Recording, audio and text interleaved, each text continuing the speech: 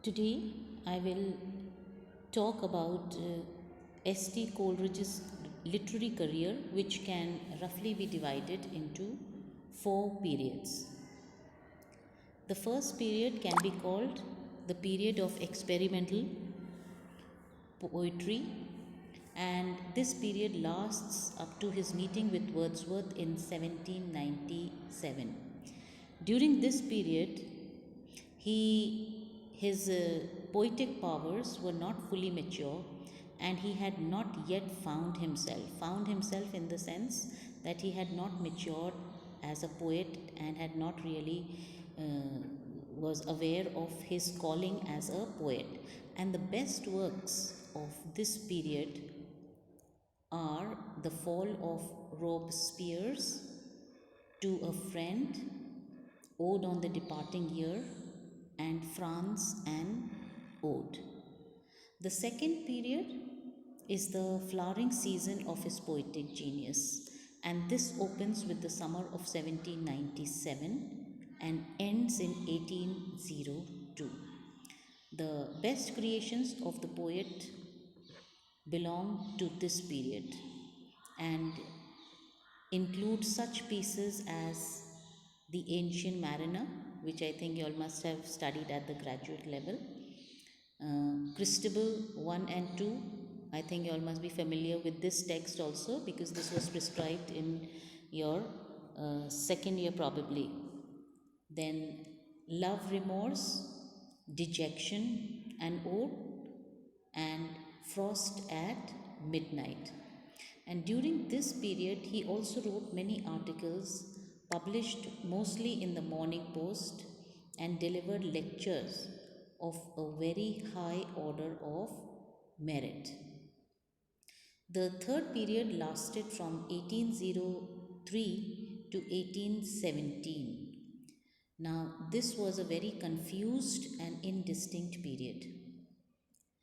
Ill health, addiction to opium, domestic unhappiness, all these factors combined to cast a shadow upon his life. And in this period, one can see a marked decline in his poetic powers as well. And during this time, he produced the periodical The Friend and delivered a series of lectures on Shakespeare. He also published the Statesman Manual. But his most remarkable work of this period was the famous Biographia Literaria in Criticism and Aids to Reflection in Theology. The fourth phase of his career covers the last 17 years of his life. These were years of partial recovery of his poetic powers, and the creations that he composed during this time was the lay sermons, since he had taken up the job as a preacher, the Constitution, Confessions, Notes on English Divines, which are noteworthy products of this period. Now, Coleridge was not only a great poet, but he was also a great critic, and one of the greatest poet critics that England has ever produced. He was a genius, and when he was inspired or when the mood was upon him, he could create works of the highest order, but he was incapable of sustained and persistent labor. Um, the bulk of his literary criticism, and which is really most worthwhile, is contained in his Biographia Literaria, which is prescribed for your syllabus this year, and lectures on Shakespeare and other poets. Now, lectures on Shakespeare and other poets were delivered by the poet at intervals between 1808 and 1819, and he did not like to deliver a written lecture, and there were a lot of repetitions and digressions. Nonetheless, these show Coleridge as a giant in the ranks of English critic.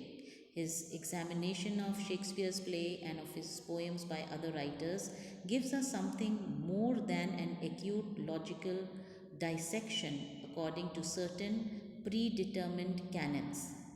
It is subtly suggestive, stimulating the reader to keener perceptions and formulating for him his own vague, half crystallized reactions. Uh, and Biographia Literaria is a work on the literary aesthetics or the literary theory. It's a work of great value, and as the name ignites or suggests, it pretends to be a record of the poet's literary upbringing.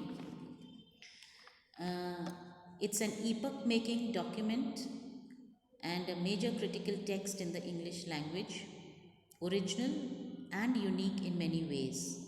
It marks the end of an era and the beginning of a new one, the era of impressionistic criticism in the history of English literary criticism.